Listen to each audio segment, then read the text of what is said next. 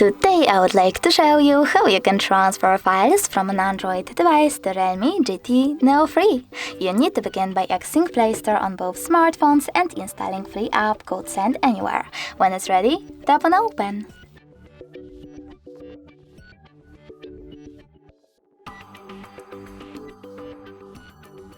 In order to continue, you need to tap on I accept, confirm, continue and allow. Then do exactly the same on the other device. After that, select Receive on your Realme and Send on an Android. Then you need to tap on all of those type of dots and select Send. This way you can choose all of your files from Android smartphone and send them later on. It will take a long time to do that now, so I will go with only one photo.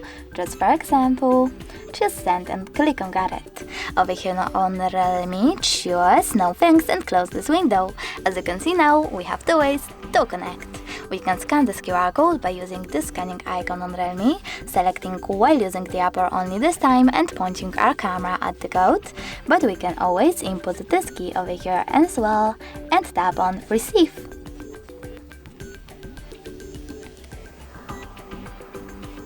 And now as you can see, my picture was successfully transferred.